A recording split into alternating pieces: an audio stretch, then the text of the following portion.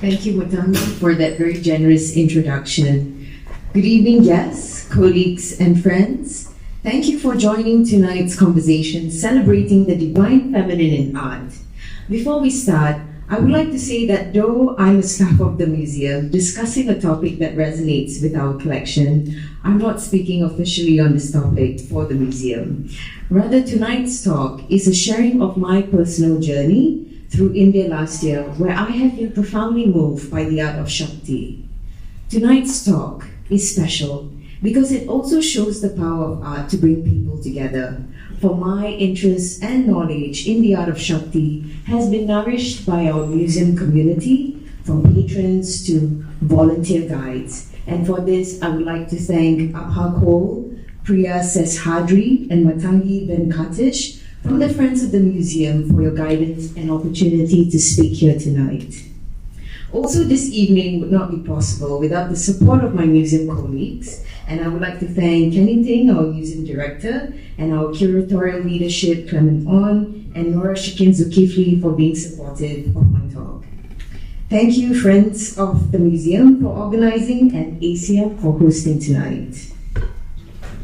Tonight's talk will focus on the concept of Shakti, which I will get to later.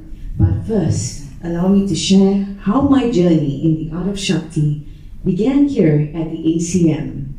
Coming from the world of modern art to antiquities was a refreshing change for me, especially to learn the art and ideas dating back centuries that influence our visual culture today. The goddesses in our galleries definitely stood out for me, especially this piece titled Three Divine Mothers, for it represents different aspects of divine feminine power. The goddesses here look compassionate, nurturing, but yet they are fiercely protective. And you can see this in their gentle, tender demeanor with child and animals in their hands, but yet they hold heavy clubs and tridents. These mother goddesses, Kaumari, Vaishnavi, and Varahi, are believed to be emanations of the great warrior goddess Durga, who they fought alongside to battle demons. Speaking of Durga, here she is, the supreme warrior goddess, who was born out of the energies of many gods and divinities in a long-drawn battle with the Asuras, known as demigod demons. Embodying the collective energies of the gods, she was created for slaying the buffalo demon, Mahi Sashura, as you can see here. As the supreme goddess possessing great power and omnipotence, I felt she best represents my introduction to Shakti. The concept of Shakti is believed to have originated from a strong matriarchal society in pre-Aryan India almost 5,000 years ago. The Earth Mother worship in India since ancient times symbolizes nurturing and fertility. This highlights the importance of feminine energy in providing life, sustenance, and power to humanity. Shakti means power and force. It is the life-giving energy that represents the primal creative principle underlining the cosmos that manifests the universe. Where Shakti's power that manifests reality, Tantra then is a set of teachings that could cultivate the energy of Shakti to expand consciousness and achieve spiritual growth through the practice of mantras and meditation. Tantra practices are known to use the body as a vessel for divine connection. Tantra does not view the body as flawed, a carrier of unclean substances that could be a barrier to spiritual liberation. Rather, it focuses on the body as an instrument for self-deification and a microscopic mirror of the universe. The Tantric perspective does not differentiate what is conventionally good or bad. It is all-embracing, including taboo aspects. This is important to consider when discussing Shakti goddesses who represent a mix of creative and destructive elements. Similarly, in this painting by the Mughal artist Prayag, the fierce Hindu goddess Vairagi sits on a decomposing corpse, meditating. 3 hands hold symbols of destruction, while one blesses. The scene symbolizes death, destruction, yet spiritual awakening, with Shiva here, present as a devotee, receiving wisdom from the goddess. Such are the dramatic themes common in Shakti art, and we can see that more at Kalinjar Fort. So this is the first pit stop of my travel. Kalinjar Fort, located in Uttar Pradesh, north of India, is located in the Budhelkhand region. It stands on an isolated, flat-top hill at an altitude of approximately 400 meters. The significance of this fortress city is mirrored by its complex history, replete with battles and invasions. It was ruled by several dynasties, including the Guptas from the 4th century, the Vardhana dynasty, the Chandelas, the Mughals, who reigned here the longest, and the Marathas in the 18th century. It's amazing, early mentions of Kalinjar have been found in the Mahabharata, an ancient epic poem from the 4th century, and even in the travelogues of Buddha. Inside are several structures such as palaces, temples, mosques, and sculptural remains. The most prominent structure in the fort is the famous Nilkant temple. According to ancient Hindu texts, Lord Shiva took refuge here to cool off after defeating Kal, K-A-L, Kal, which means time, by consuming poison after Samudra Manthan, the churning of the sea, to save the world. He turned his throat blue, thus the name Nilkant, blue-throated temple, where in this temple there is a blue rock that bleeds water. Amazing, this temple is still active here after 1,000 years. Speaking of Lord Shiva, here's an 8-meter tall rock sculpture of his avatar, Kal Bhairava, and he is symbolic of annihilation. And if you see tucked in the corner is the goddess Kali, and let's just zoom in into that. Here, I wish to focus on the life-size rock sculpture Kali, who's in a state of wild dancing, with a garland of skulls and wielding an assortment of weapons. Unfortunately, it seems her face has been hacked off, probably due to the battles that has happened here. Kali is said to have emanated from the brow of the great warrior goddess Durga during a battle between divine and anti-divine forces.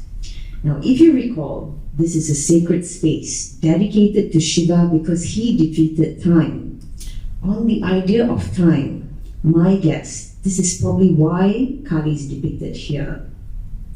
For her name Kali not only means black, but the term Kal means time. She is known as the Mahavidya, the great wisdom to represent time, the backdrop of creation, alluding to the darkness of the cosmos of the womb. Where her dance of time is closely related to death and rebirth. I can also make out that the goddess is striding over her body right here. And Kali is known to stride over Shiva. So here is Kali as Shakti, the energy and force for activation. For without her, Shiva would remain inert and the universe would perish.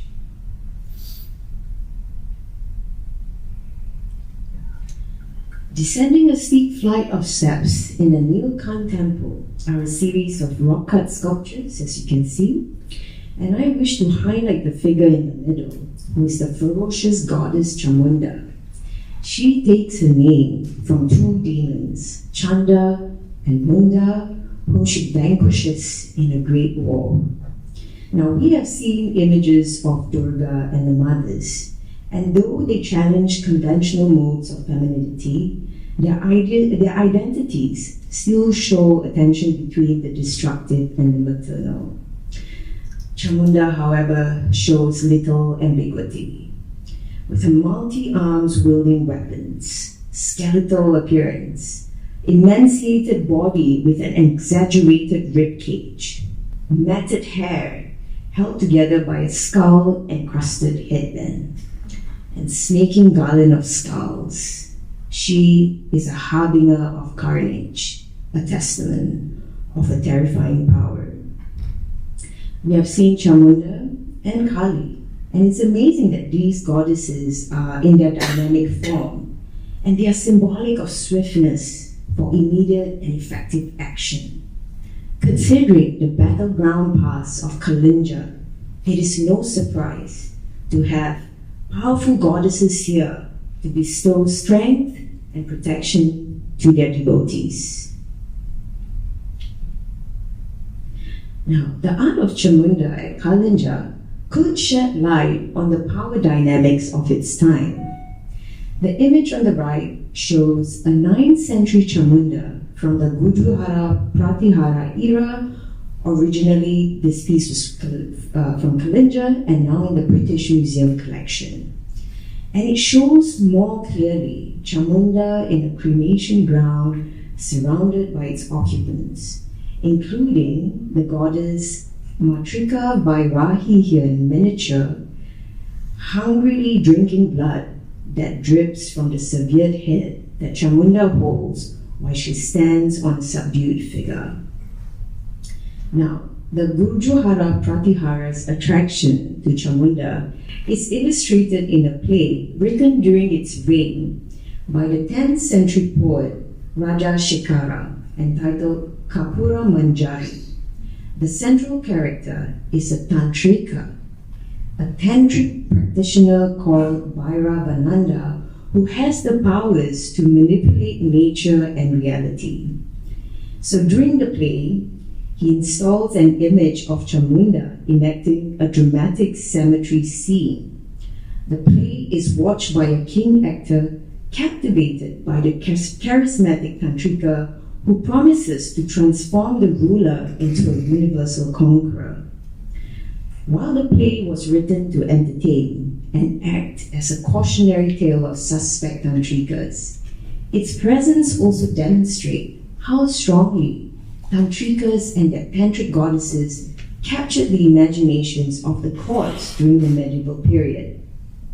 As agents of power, Tantrikas appealed to rulers with worldly military ambitions, for Tantric masters offered initiations to kings, not simply as a means to attain spiritual liberation, but to transform them into invulnerable leaders.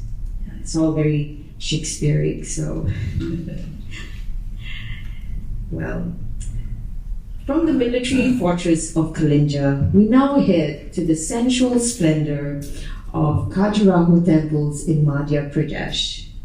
This is a UNESCO World Heritage Site famous for its Hindu and Jain temples.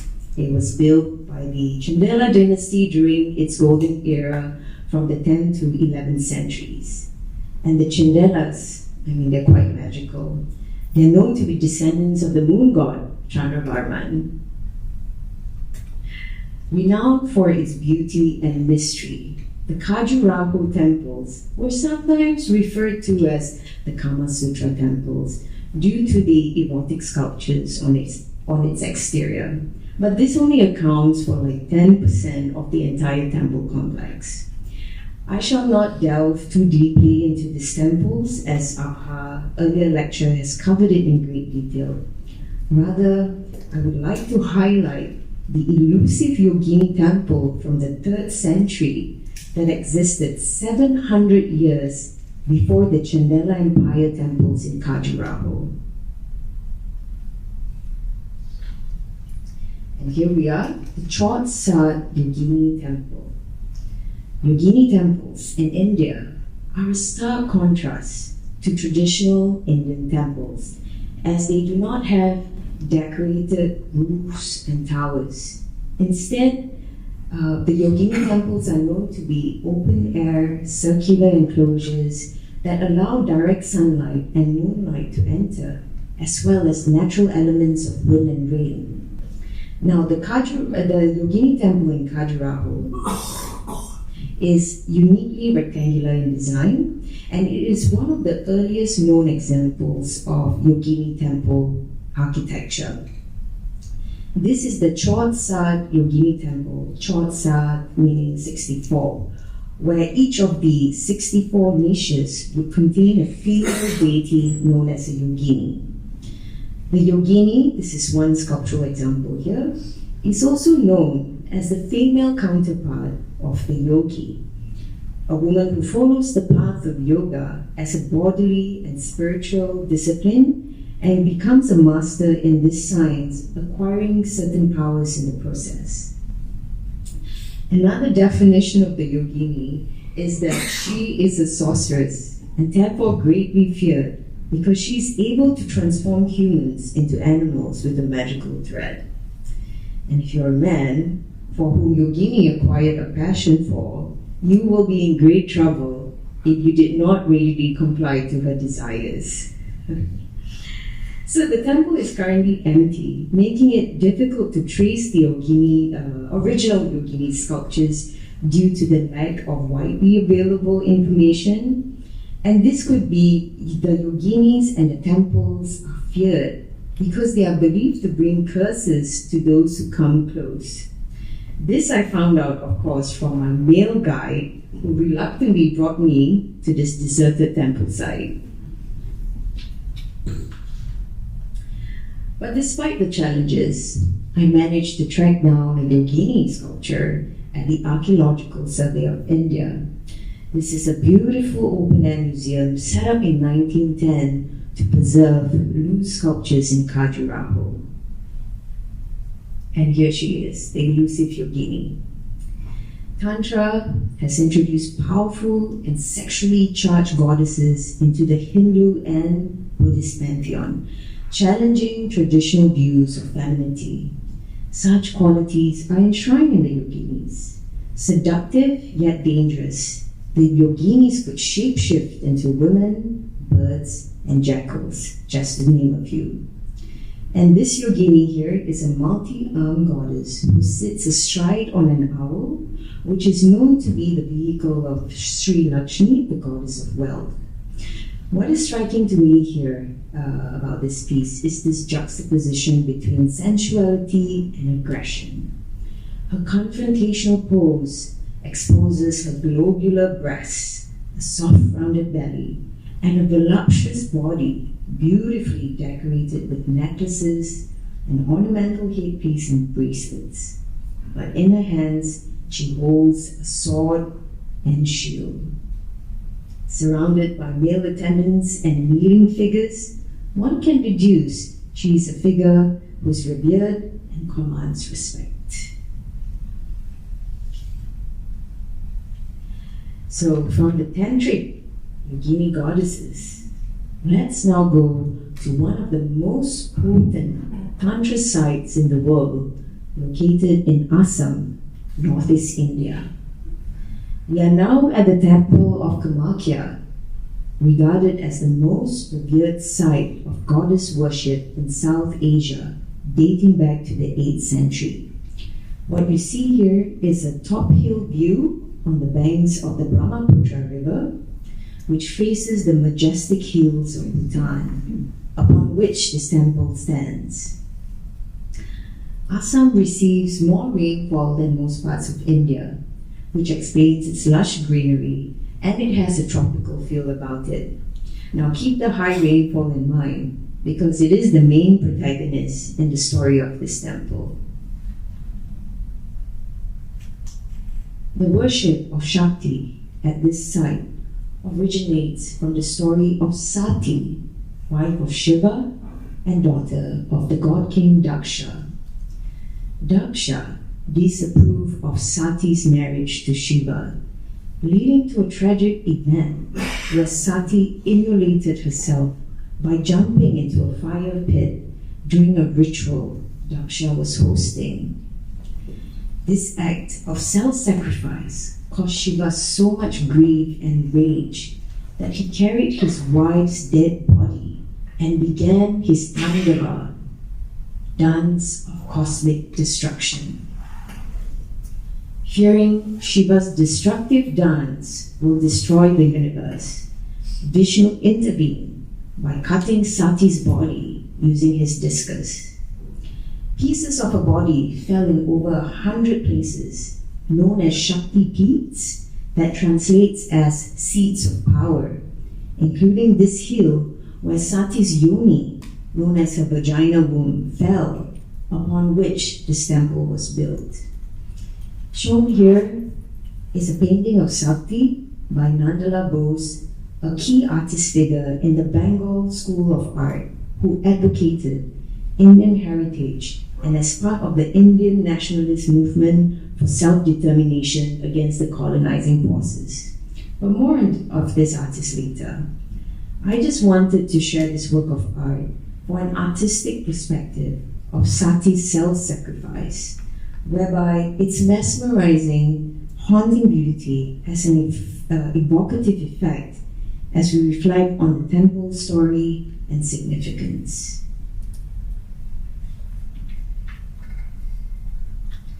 This is the temple of Kamakhya, and every summer, the Ambuvachi Mela, rain festival, celebrates the goddess's annual menstrual flow, which is believed to nourish the earth. The festival takes place at the end of June during the monsoon season and is connected with the agricultural cycle.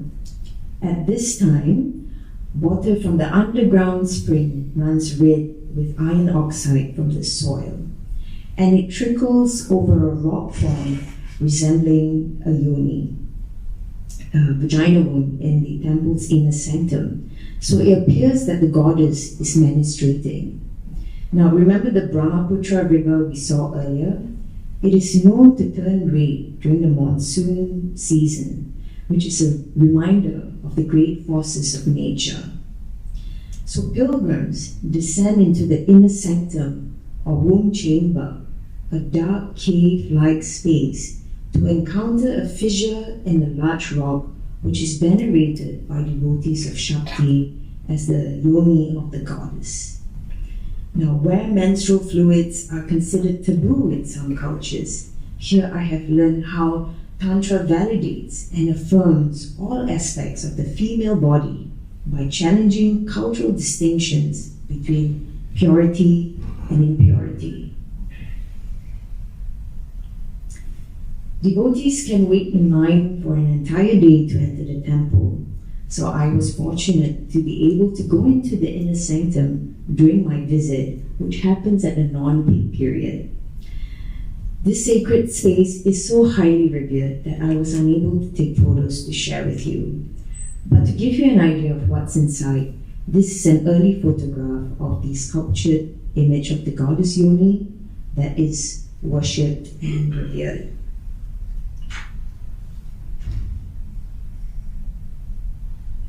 However, outside the temple, we can see representations of goddesses understood as manifestations of Shakti.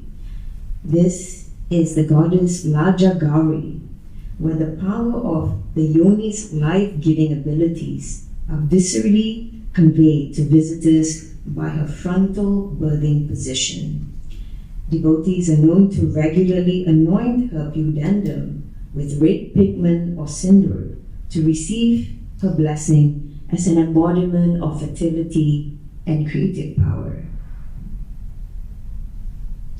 Here is a different rendition of the skeletal goddess Chamunda, and she's in a seated position, clutching a skull cup filled with blood to satiate her hunger. She's seated on a human corpse, evoking the world of the cremation ground. In one of her hands, she carries a sword of wisdom, which she destroys not only demons on the cosmic battlefield, but also the devotee's ego. This is symbolized by the corpse as well as the garland of decapitated heads around her neck. Her violent appearance, while inspiring awe and fear, also conveys compassion and her desire to assist followers on their path towards enlightenment by releasing them from their ignorance.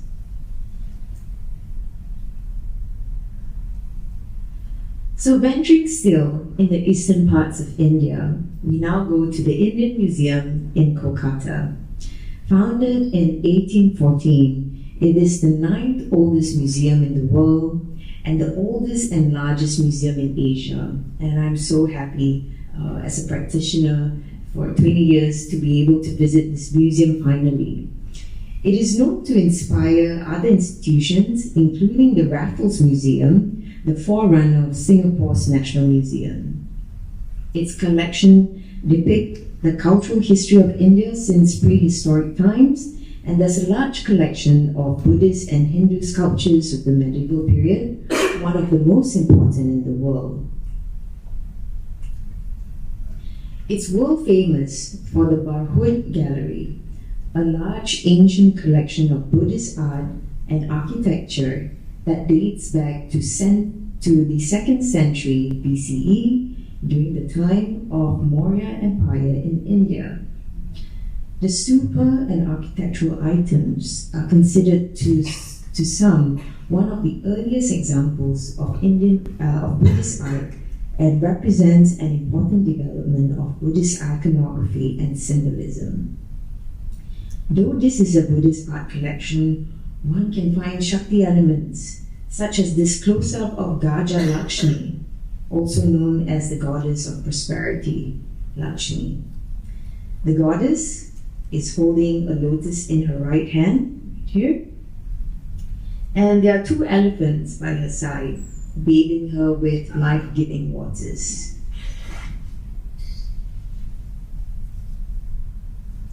And here is another prominent work of art known as the Bhutasvara Yakshis, which are a series of Yakshi reliefs dating back to 2nd century CE during the time of the Kushan Empire. The reliefs were found in the Bhutaswar mound around the remains of a Buddhist stupa outside of Mathura. Yakshis are a class of divine beings who may be regarded as forebears of the gods and goddesses of the more developed Hindu pantheon. Prior to the emergence of Hindu gods and goddesses, Yakshis were the principal recipients of popular devotion. Regarded as auspicious nature spirits, symbolic of fertility and abundance, Yakshis are generally depicted as voluptuous figures, as you can see here, nude upper bodies, wearing necklaces, bangles, and heavy anklets. As a sign of abundance, their lower torsos and waists are decorated with fine diaphanous clothing and more jewelry. The Yakshis are seen to be standing on dwarf-like male figures who are possibly their attendants. Now above the Yakshis is a ledge that shows a series of male-female couples. And it's amazing, more than 2,000 years ago, people understood the spirit of celebrating life. For the figures are seen to be enjoying each other's company as they offer one another grape and wine. Yeah.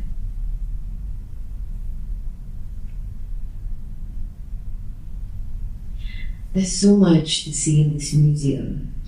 Now, considering we have seen a great deal of sculptures from the ancient world, I thought it would be a nice break to introduce the sublime 20th century painting of Kali by Nandala Bose, who is a key figure in the Bengal School of Art, which originated here in Kolkata, and Shanti Nikatan by its founder, Abhindranath Tagore.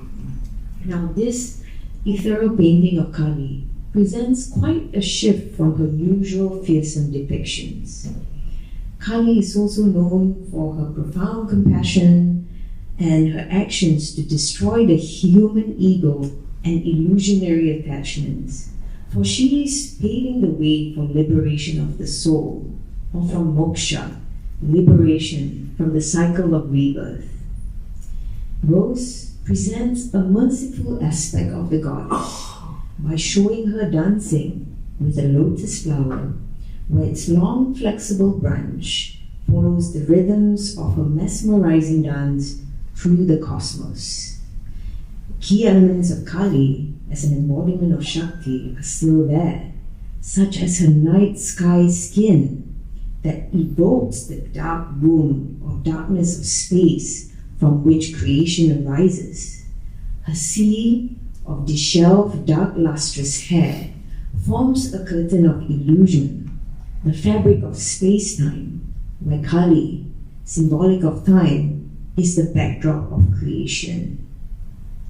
Wearing a skirt which is tied up by a belt of cloth, the artist very creatively makes a snake out of it, a snake form out of it, which is also an important attribute of the goddess. Bo's painting effectively presents a mercurial vision of Kali by using different artistic techniques from Indian painting traditions inspired by folk art, Mughal miniatures, Ajanta murals, to Japanese Sumi ink wash paintings.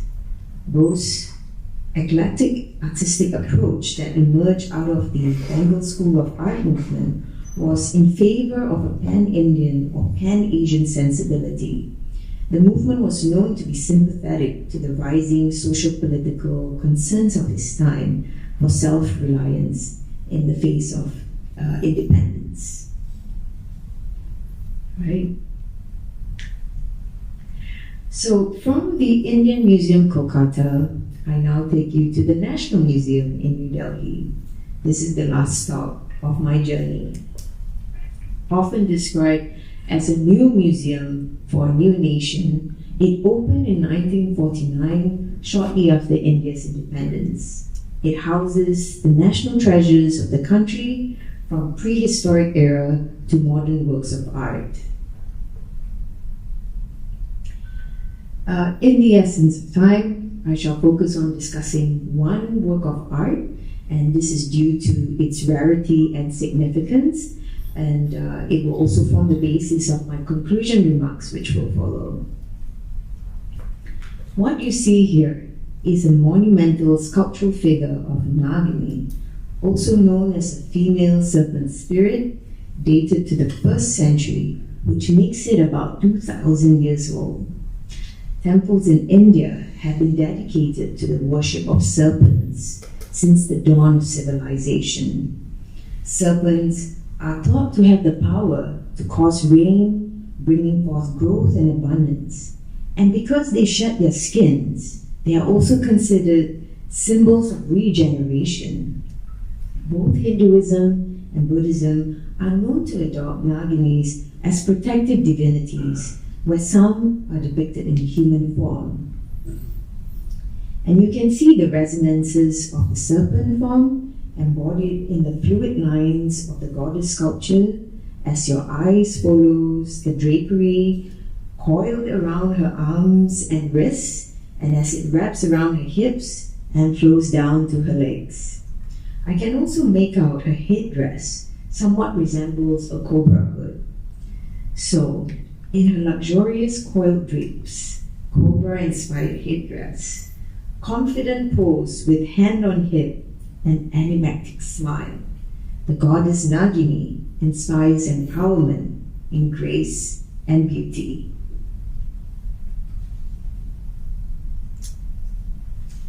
So from the 1st century to the 21st century, from the 2,000-year-old sculpture of Nagini that depicts a female serpent spirit, I would like to conclude my talk by bringing it back to present-day Singapore by sharing a contemporary art piece of similar iconography by Singaporean artist Chan Chandra Mohan of the goddess Mansa, Manansa. Sometimes referred to as Nagini too, she stands for both destruction and regeneration, similar to a snake shedding its skin and being reborn. Titled On Common Ground, this art piece was produced by Chan after an uproar in Singapore's art community in 2020 over a sexist slur directed at her online. Chan was attacked on social media by a male artist who called her a derogatory female term using the word snake. As a response to this incident, Chan created this artwork by invoking an image of the snake goddess Manasa in her art. It was a critique on the attack on her identity. And if you wish to have more details, you can scan the code here that takes you to the Straits Times article. But I wanted to conclude with this because it shows how she, like many artists around the world, are drawing upon the ideas and art of Shakti to engage with their own inner power and open up a space of how femininity and identity can be understood and expressed. It also shows the ideas and art of Shakti, thousands of years old, are still relevant and is a source of solace and inspiration that transcends time and space. Yeah. Well, this brings me to the end of my talk this evening, and though it marks an end of tonight's session, this is only the beginning of my search for Shakti in art. I've been developing my knowledge through personal research and travels to more historical sites in Asia. So I hope to have an opportunity again to share more of my discoveries with you. I hope you enjoyed my little presentation tonight, and thank you so very much again for coming.